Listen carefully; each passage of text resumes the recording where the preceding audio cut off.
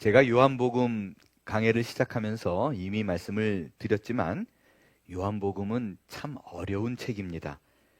특별히 단어 하나하나의 정확한 의미를 우리가 헤아리지 않는다면 무슨 말인지 파악하기가 정말 어려울 뿐만 아니라 우리가 익히 잘 알고 있다라고 생각하는 구절조차도 앞뒤 전후의 문맥 속에서 해석하지 않으면 엉뚱한 결론을 내리고 나는 진리를 깨달았어 라고 생각하기 쉬운 책이 바로 이 요한복음입니다. 저 역시 개인적으로요, 이 요한복음을 강해하기 시작하기 전에 요한복음 갖고 여러 구절들을 뽑아가지고 설교를 했었습니다. 그때마다 저는 정말 그 구절 안에 담겨진 그 풍성한 뜻을 뽑아내려고 많은 연구를 하고 고민하고 묵상하고 말씀을 전했습니다. 그런데 그 설교를 했을 때는 구절 설교였었어요. 그리고 구절 설교를 하다 보면 아무래도 그 구절에만 집중을 하기 때문에 요즘 강해 설교를 하다 보니까 이전에 정말 내가 이 본문 안에서 너무 깊은 것을 깨달았다라고 생각했던 것조차도 그저 그냥 슈퍼피셜한 피상적이었다는 것을 알게 되었습니다. 오늘 본문에 등장하는 구절 역시 그러한 것들 중에 하나입니다. 오늘 이 본문에 나오는 한 구절은 여러분들 중에서 예수를 믿은 후에 아마 골백 번도 더 들었던 구절이 아닐까라고 생각합니다. 그거는 예수님께서 세상의 빛이다 라는 내용이에요. 예수님께서 세상의 빛이기 때문에 그를 따르지 않는 자는 어둠에 있다라고 요한은 얘기합니다. 여기서 빛과 어둠은 뭔가 상식적으로 우리가 알고 있는 바로 그 개념입니다. 빛은 무언가를 밝히 드러내는다 라는 의미의 빛이고, 어둠은 무언가 분별할 수 없는 것을 지칭하는 것이 어둠입니다. 그래서 어둠에 빛이 있으면 어떻게 돼요? 분별이 가능해져요. 그래서 우리는 예수님이 세상의 빛이다 라는 말을 들으면 이렇게 이해합니다. 어둠 속에서 내가 어디인지 갈 바를 알지 못해서 헤매고 있는데 예수님이 빛으로 길을 비춰줍니다. 그러면 내가 그 빛이 무엇인지 분명히 명확히 깨닫게 되어서 예수님이 보여준 그 길을 내가 의지를 갖고 걷기만 하면 우리는 진리에 도달하고 우리의 인생은 하나님의 뜻대로 살 수 있다라고 이해하고 적용했습니다. 여러분, 이 해석은요, 먼저 드리고 싶은 말씀은 틀린 해석은 아니에요. 그렇기 때문에 우리가 흔히 볼 수도 있어요. 방탕한 삶을 살았던 사람들, 죄 가운데 있었던 사람들이 예수를 믿은 후에 정말로 모든 과거를 청산하고 깨끗하게 하나님 말씀대로 살고자 노력하고 열매를 맺는 거 우리는 봅니다. 그죠? 그래서 그 모습을 보고 정말 예수님이 빛이구나라는 것을 알 수 있습니다. 그래서 예수님이 내 인생의 빛이 되고 그 길을 쫓아가고 우리가 그것을 깨달을 수 있다. 옳은 해석이라고 맞습니다. 그러나 우리가 요한의 말을 여기까지만 이해하고 있다면 그것이 바로 요한이 전하고자 하는 핵심적인 내용은 놓친 채 피상적인 것에 대한 적용이요 해석이라는 것입니다. 여러분, 이렇게 이해하면 좋을 것 같아요. 우리말 중에 수박 겉핥기라는 말이 있죠. 여러분에게 질문을 드릴게요. 수박이 무슨 색깔이에요? 수박 색깔이에요. 수박이 누군가가 여기서 크게 대답을 합니다. 목사님, 수박은 그린색이고 검정색이에요. 맞아요? 틀려요? 맞아요. 수박이 무슨 맛이에요? 그랬더니 그 사람이 갑자기 그 그린색 겉을 쭉 핥아봤어요. 그러더니 이렇게 대답합니다. 사과 핥은 거랑 비슷한데요? 참외랑 다를 게 없는데요? 맞아요? 틀려요? 맞아요. 겉을 핥으면 다 먼지 맛이겠죠. 거름 맛이든지. 똑같아요. 차이가 없다라고 느낄 것입니다. 틀린 것이 아닙니다. 그러나 참 수박의 맛은 안을 먹어야 됩니다. 쪼개야 됩니다. 그린색인 줄 알았는데 쪼개보면 빨간색이 안에 있습니다. 이게 웬 빨간색인가라고 그것을 먹어보니까 야, 상상할 수 없는 단맛. 이게 참외와 사과는 다른 맛이구나라는 것을 그때 비로소 알게 될 것이고, 그 빨간 것을 먹은 사람이 아, 내가 수박 맛을 알아라고 모두에게 말할 수 있을 거예요.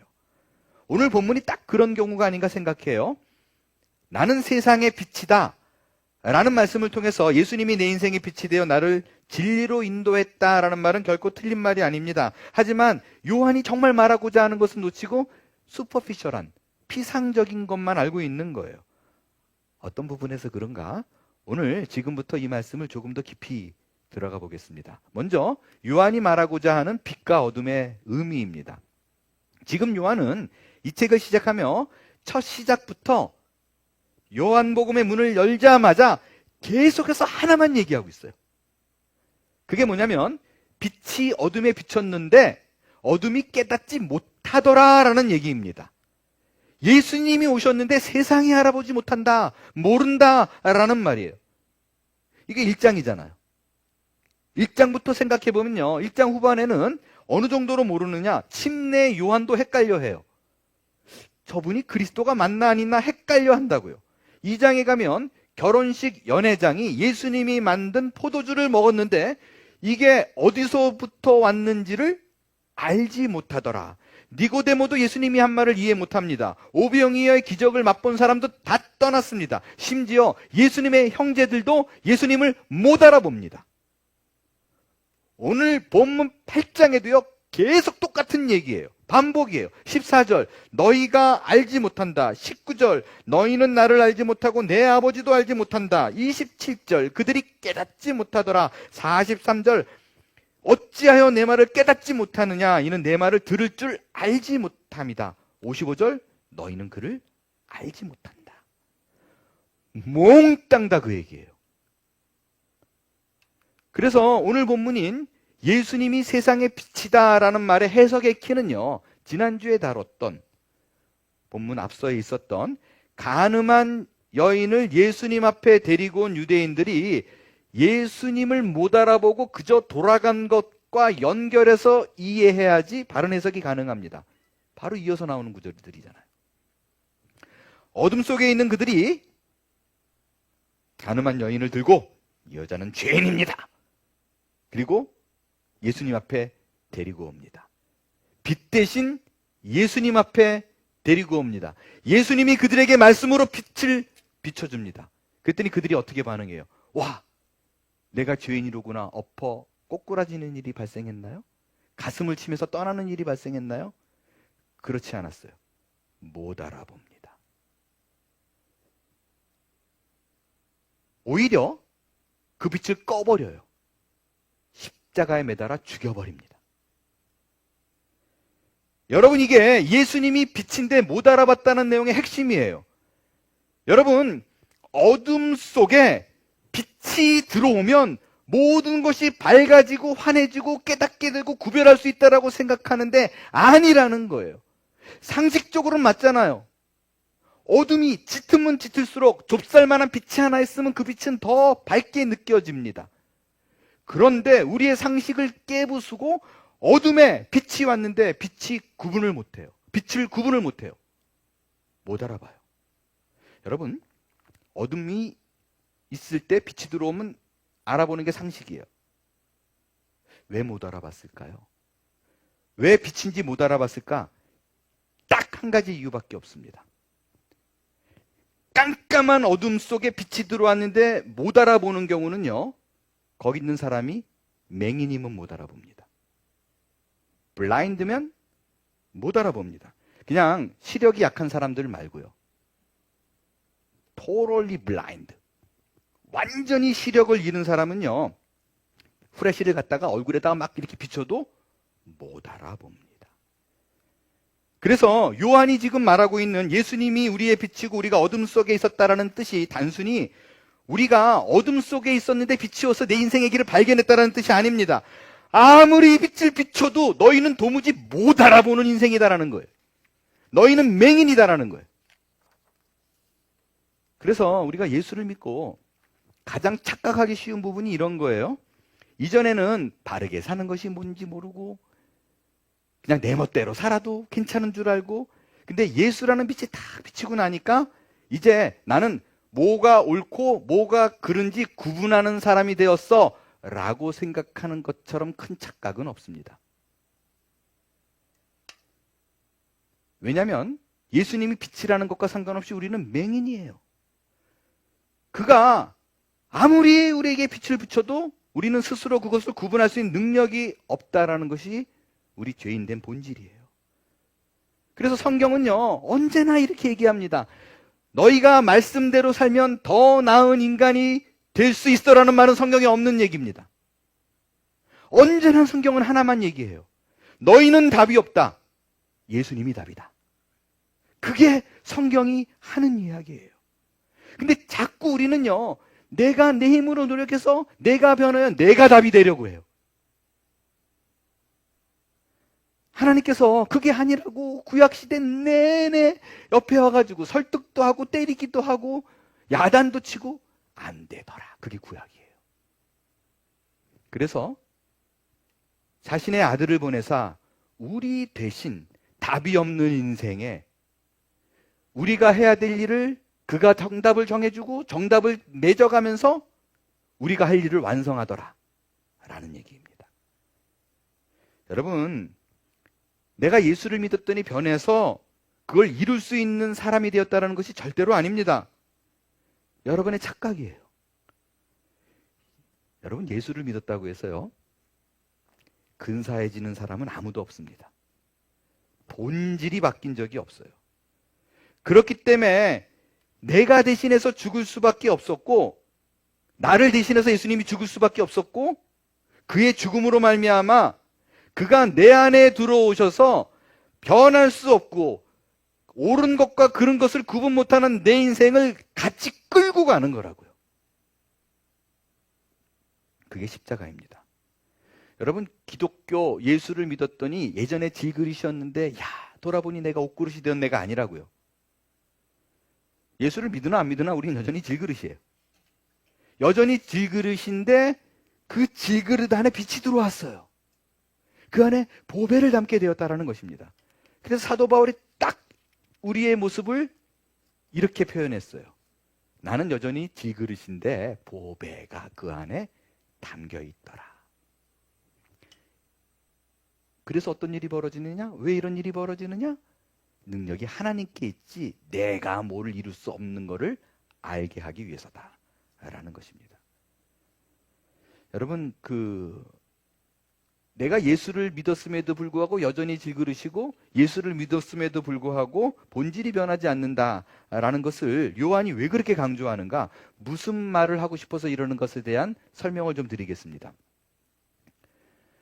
내가 노력해서 사람이 될 수 없다라는 말의 의미는요, 이런 뜻이에요. 저를 포함해서 여기 앉아 계신 모든 분들에 해당하는 얘기인데 그 누구도 기대하지 말라는 거예요. 우리는 우리의 생애를 통해서 가장 많이 경험하는 게 뭐예요? 정말 좋아하고 존경하는 사람일수록 가까이 가면 어떻게 돼요? 다쳐요. 실망해요. 여기에 예외가 없습니다. 지금 제가 드리는 이 얘기를 갖고 잠깐 생각해보는 분들이 있을 거예요. 내 인생에 진짜 내가 참으로 존경하는 분이 없는가? 생각했더니 누군가 떠올랐어요. 제가 정답을 말씀드릴게요. 그 사람을 잘 모른다는 뜻이에요. 나와 아직 그 사람이 거리를 두고 있다라는 뜻이에요. 그 사람이 기가 막히게 티 안 나게 배리어를 잘 치고 있다라는 뜻입니다. 내 남편, 내 아내는 내가 잘 알아요. 절대 그렇지 않습니다. 그래서 빛이 왔는데 여러분이 못 알아보는 거예요. 우리 수준은 그거밖에 안 돼요. 인간을 들여다보면 실망할 것밖에 없고 신앙이 깊어질수록이요, 인격이 달라지기보단 내가 교회 생활을 충성되고 열심히 하고 좋은 관계를 맺을수록 어떤 일이 벌어지냐면 나의 허물을 잘 가리는 것에 익숙한 사람이 됩니다. 기술적인 사람이 돼요. 목사님 그렇지 않아요. 내가 어릴 때를 생각해보고 지금 생각해보면요. 저 얼마나 많이 변했는데요. 맞아요. 근데 그게 신앙으로 변한 것이 아니에요. 세월이 나를 철들게 한 것입니다. 신앙이라고 우기지 마세요. 사람의 그 깊숙한 속을 알게 된다면 결코 근사해 버리는 일은 없습니다. 존경받을 만한 사람은 없습니다. 예수님 앞에 유대인들이 가늠한 여자를 끌고 왔습니다. 그때 예수님은 그 유대인들에게 너희 중에 죄 없는 자가 돌로 치라 라고 얘기를 했어요. 잘 보세요. 너희 중에 죄 없는 자가 돌로 치라. 여기서 우리는 이 너희라는 말을 완전히 객관화하고 있는 사람들입니다. 맞아, 저 인간들 봐. 지네들도 죄가 있으면서 죄인이라고 끌고 와가지고 저 던지는 저 유대인들 하는 꼬라지를 봐. 우리는 그거를 객관화시켜요. 제3자화 시켜버립니다. 무슨 말이에요? 언제나 우리는 저런 본문을 보면 나는 옳고 쟤는 죄인이야. 어떻게 저렇게 살아? 라는 것에 익숙한 사람들입니다. 그러나 요한이 하고 있는 얘기는 뭐냐면 여기서의 그 너희가, 그 유대인들이, 돌 던지는 이들이 예수님 앞에 죄인이라고 끌고 와서 정죄하는 이들이 바로 너희야. 그 너희가 바로 우리라고 얘기를 하고 있는 거예요. 그걸 폭로하고 있습니다. 여러분, 신앙이 좋아진다라는 말의 의미는요, 내가 이전보다 더 근사한 사람이 되는 것이 아닙니다. 이것을 잊지 마십시오. 신앙이 깊어지는 것은 무슨 말이냐? 내가 죄인이구나. 나는 누구에게라도 돌을 던질 수 있는 사람이구나. 나보다 조금 못하는 사람이 있으면 그에게 돌을 던지고 정죄해서 내가 너보다 나아라는 것을 증명하려고 하는 사람이다 라는 것을 깨닫는 거예요. 그게 신앙이 좋은 거예요. 여러분, 우리가 성경에 나온 여러 인물 중에 위대한 인물, 정말 본받고 싶은 인물, 따르고 싶은 인물 말하라 그러면 빠지지 않고 등장하는 인물이 있어요. 사도 바울입니다. 사도 바울이요, 갈라디아서쯤에는 예수를 처음 막 믿었을 때고 유언로 쓴 디모데서를 쓸 때는 죽기 직전이거든요. 그 사도 바울이 신앙이 깊어지면 깊어질수록, 세월이 지나면 지날수록 자기에 대한 인식이 어떻게 변하는가를 한번 보겠어요. 먼저 회심 전에, 예수를 만나기 전 바리새인 시절입니다.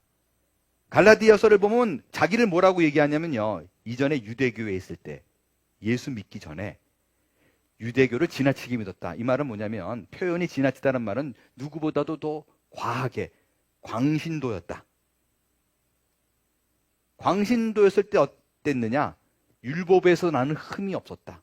율법을 지키기 위해서 굉장히 열심을 내는, 나는 떳떳한 사람이었다. 얼마나 내가 완벽한 사람이었는지를 자랑합니다. 그러다 다메섹 도상에서 예수를 만나요. 그 다음에 자기를 뭐라고 말하는가? 회심 직후 만삭되지 못해서 난자 같다. 그러니까 10달 만에 나와야 되는데 칠삭동이었다.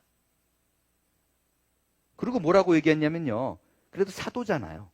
근데 사도인데 그 사도들과 쭉 비교를 해봤더니 자기가 제일 막내더라. 조그만 자더라. 그 다음에 그래도 한 번 더 묵상하니까, 아이고, 막내인 게 어디야. 사도라고 나한테 불러주는 게 어디야. 사도라 칭함받기에도 감당치 못할 자이다. 변했어요. 시간이 좀 더 흐릅니다. 시간이 좀 더 흐르는 애 뭐라 그러냐면요, 아까는 사도라 그랬잖아요. 근데 갑자기 내가 사도를 지나 이제 베드로의 자리를 넘보더라가 아니라,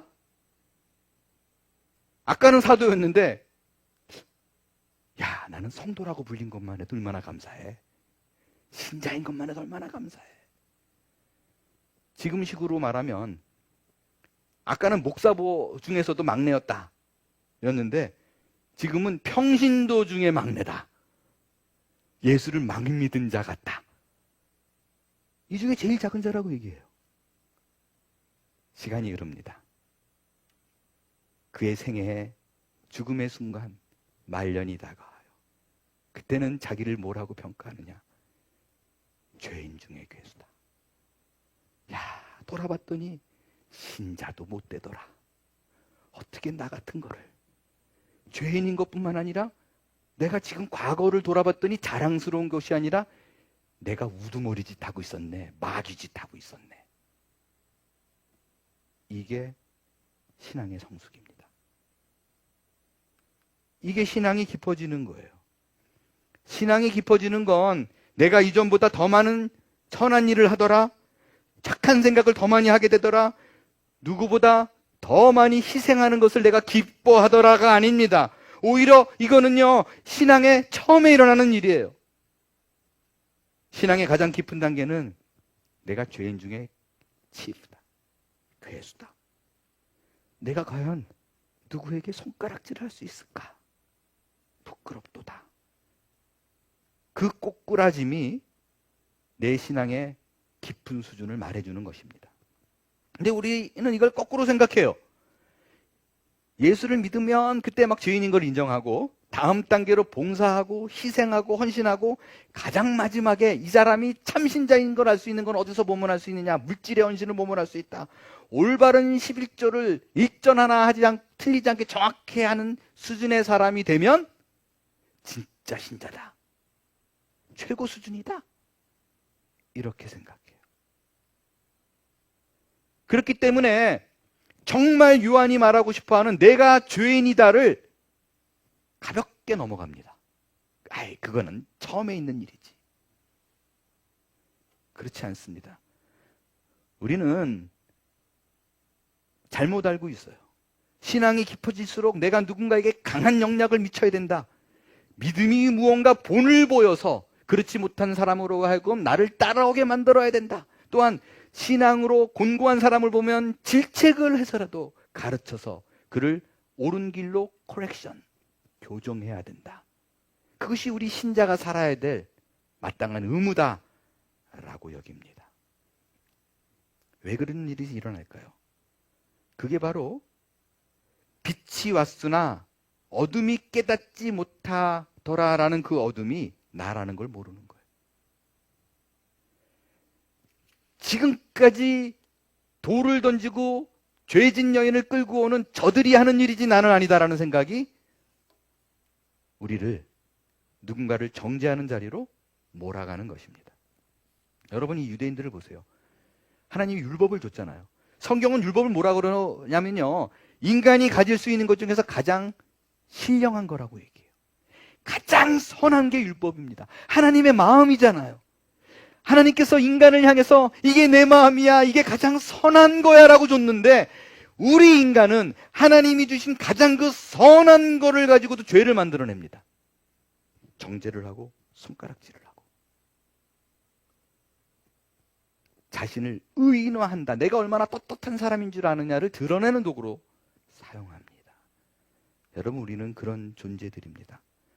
우리 안에 그 어떤 하나님이 좋은 것을 주더라도 그것을 통해서 내가 선한 것을 만들어낼 힘이 없습니다. 그거를 깨닫는 게 신앙의 첫 단계요, 또한 끝까지 가져가야 될 성숙의 마지막 단계예요. 왜 요한은 우리 인간의 모습을 이토록 처절하게 고발을 하고 있는 것일까? 그건 다른 게 아니에요. 내가 죄를 지을 수밖에 없구나, 아, 내가 저 돌 던지는 사람이었구나라는 것을 깨닫는 사람만이 그때 비로소 예수님밖에 없구나, 그가 답이구나라는 것을 이해하게 됩니다. 나는 내가 아무리 결심하고 노력하고 몸부림쳐도 선을 만들어낼 능력이 없을 뿐만 아니라 악이 찾아왔을 적에 환영하는 사람이더라. 그걸 거부해내지 못하더라. 그걸 아는 게 신앙인이에요. 그래서 요한은 계속해서 빛이 왔으되 어둠이 깨닫지 못하더라를 반복하고 반복하고 반복하고 또 반복하는 거예요.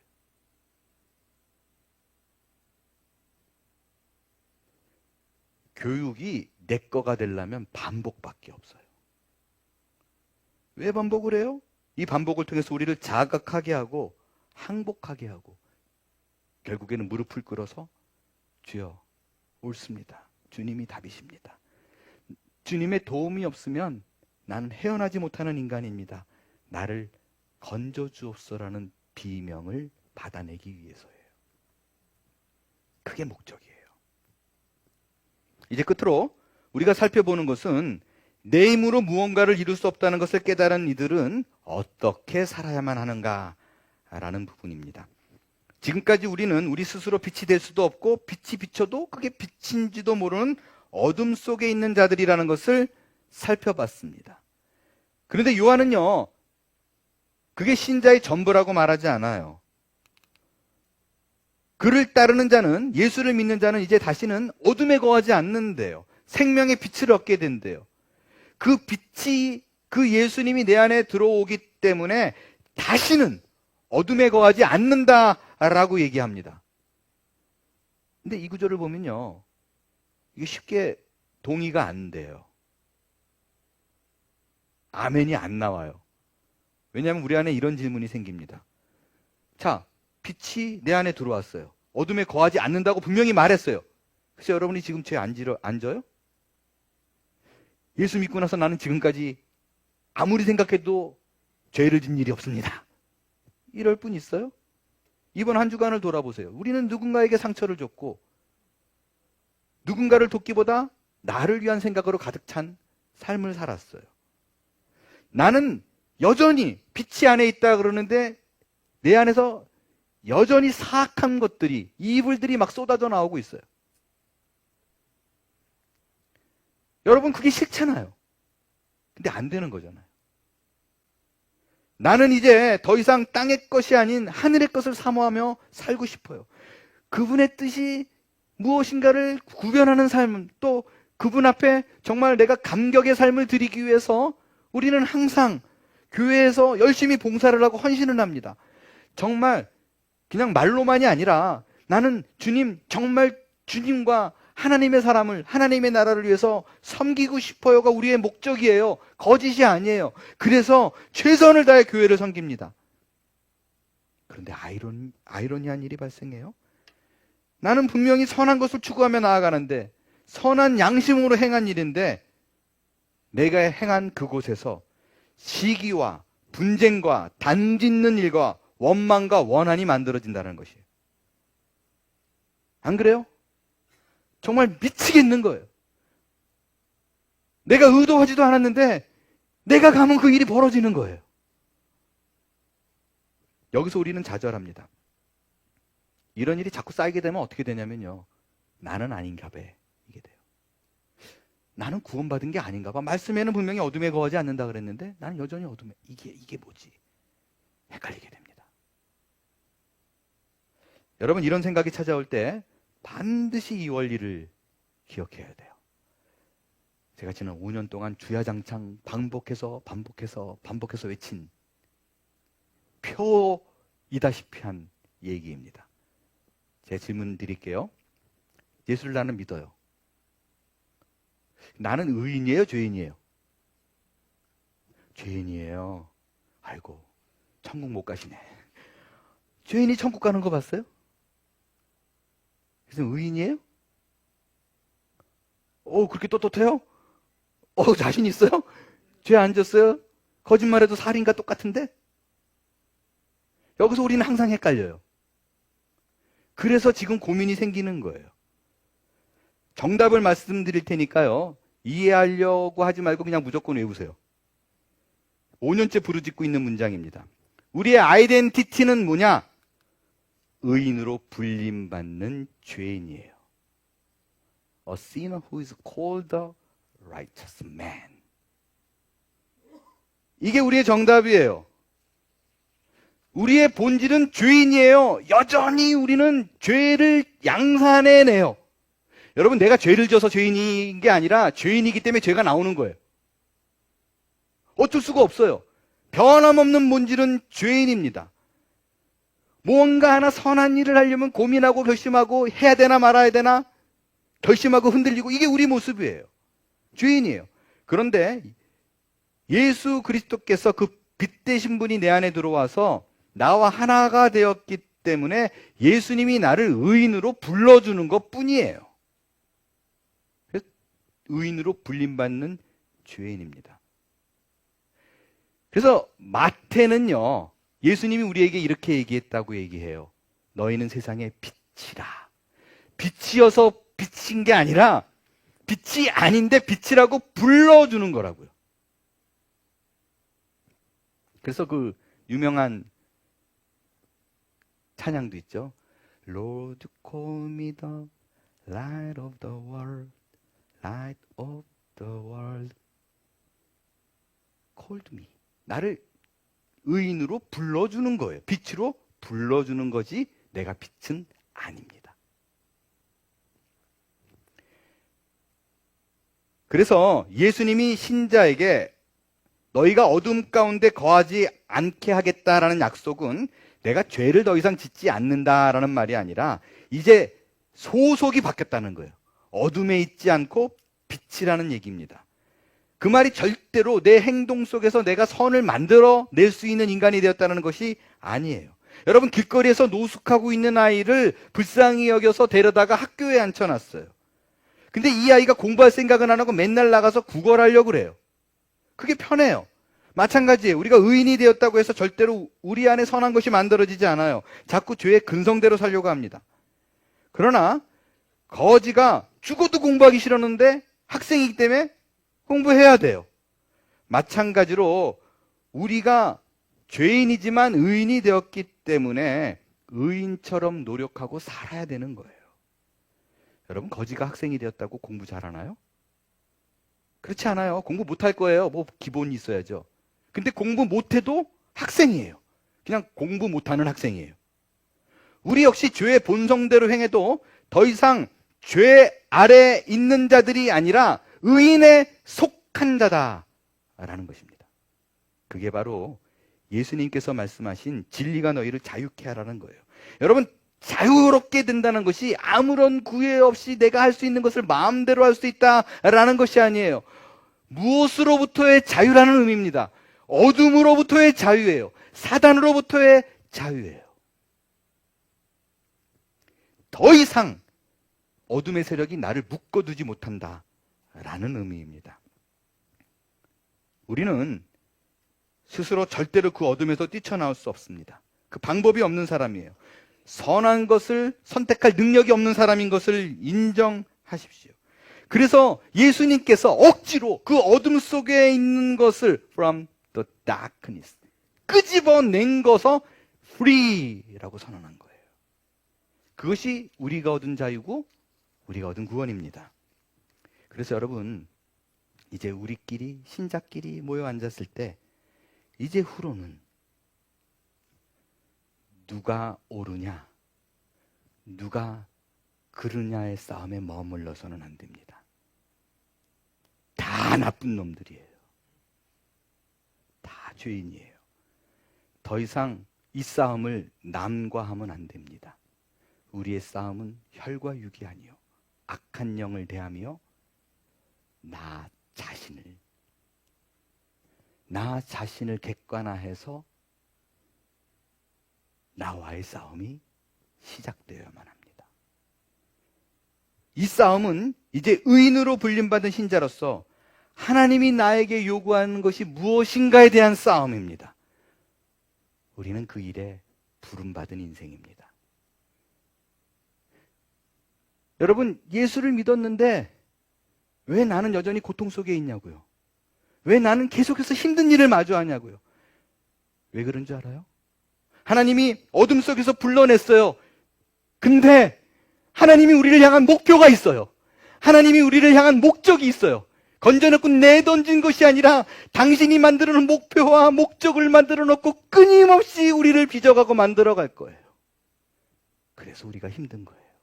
내버려 두지 않기 때문입니다. 하나님은 내가 무엇을 가졌는가, 내가 어떤 것을 가진 자로 만들어야겠다라는 것에는 관심이 없어요. 하나님의 유일한 관심은 내가 어떤 사람인가, 내가 이를 어떤 존재로 만들 것인가에 관심이 있습니다. 그래서 끊임없이 나를 그 성숙의 자리로 끌고 가는 거라고요. 여러분, 인격이 성숙해지고 이러면 안 되겠구나, 이 길이 절대로 하나님이 원하는 길이 아니구나라는 것을 알기 위해서는요, 다른 길이 없습니다. 아픔이 있어야 돼요. 고통이 있어야 돼요. 우리의 인생 속에 몸부림이 있고 한숨을 통해서 빚어지게 됩니다. 우리의 인격은 이 방법 말고는 결코 다듬어질 수 있는 다른 방법이 없습니다. 그런데 우리는 이거를 놓치니까 자꾸 어떻게 생각하냐면요, 같이 예수를 믿었는데 부유하게 살고, 누구는 병도 없이 살고, 나는 여전히 가난하고, 나는 병이 있으면 자꾸 우리를 몰아가요. 어떻게 몰아가요? 나는 지지리도 복도 없는 인생이라고 생각해요. 하나님이 다른 사람은 복을 주시되 나에게서는 관심이 없구나라는 생각으로 몰아갑니다. 그건 하나님으로부터 온 생각이 아니에요. 하나님은 하나밖에 없는 내 인생을 지금 만지시는 중입니다. 내 인생의 주인공이 나라고 지금 말하고 계신 거예요.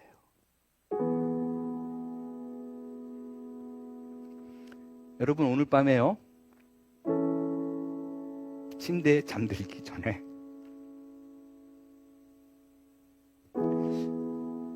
나를 이렇게 한번 만져요. 그리고 어깨를 두드리세요. 그리고 잘했어, 잘 견뎠어, 잘 참아냈어, 칭찬해 주시고 나를 안아주세요. 꼭 하세요. 그 가운데 주님이 주신 위로가 있을 거예요. 이런 내가 만들어지기 위해서 여러분, 오늘까지 어떻게 왔는가 생각해 보라고요. 여러분이 고통스러운 이유는요, 내가 생각하고 내가 바라보는 인생의 목표와 하나님이 나를 향한 목표가 다르기 때문입니다. 그래서 자꾸 내 손에 주어진 걸 보고 내가 실패했다고 생각하는 거예요. 그러나 그렇지 않습니다. 모든 영화에는 주인공이 있습니다. 주인공은요, 총을 무지하게 막 맞는데 벌떡벌떡 일어나요. 끝까지 죽지도 않아요. 반면에 등장해서 몇 분 되지도 않는데 총에 맞아 죽으면 그나마 덜 억울한데 발 잘못 디뎌서 낭떠러지서 떨어져 죽는 사람이 있어요. 엑스트라입니다. 여러분, 근데 이 영화에는요, 모두 다 필요해요. 주인공도 필요하고, 조연도 필요하고, 엑스트라도 필요하고, 전혀 스크린에는 등장하지 않지만 그곳에서 집 나르고, 전등 켜고, 옷 입히고, 때 되면 밥상 차리는 자들이 필요합니다. 이들이 모두 다 있어야 거룩한 하나님의 나라라는 영화가 만들어질 거예요. 그런데 우리는 자꾸 그 영화 속의 주인공이 아니기 때문에 실패했다고 생각해요. 나는 왜 여전히 짐이나 나르고 있는 인생일까? 왜 외딴 인생을 걷는 것일까라고 생각합니다. 그리고 한숨 지어요. 그러나 내가 그 영화 속의 주인공은 아닐지라도 내 인생에서는 확실한 주인공은 나입니다. 하나님은 나의 부족하고 못나고 초라한 인생일지라도 나를 통해서 오늘도 여전히 끊임없이 내 주변과 내 가족과 내 공동체 안에서 나를 빚어가고 반드시 누군가는 나를 통한 영향을 받고 있습니다. 그 주인공으로 빚어가고 있어요. 누군가는 천만 관객을 동반하는 영화의 주인공일 수는 있으나 나는 동네 시장에서 꼬마 아이들을 놓아놓고 천국을 하는 그런 인생일지라도 내 주어진 역할이 시장 사람들을 위한 것이면 그 일로 부름받아 한 인생 살아가는 그 역시 멋진 인생이라는 것을 놓쳐서는 안 됩니다. 그것이 내 존재이고 이 세상 그 누구도 아무도 나 대신 갈 수 없는 길이고 절대로 누군가 바꿀 필요도 바꿔도 안 되는 인생이 나의 인생입니다. 여러분, 과거를 돌아봤을 적에 나를 괴롭히는 그 고통, 그게 없으면 오늘의 내가 없는 거라고요. 전 세계에서 유일한 그 삶을 사는 사람은 여러분 하나입니다.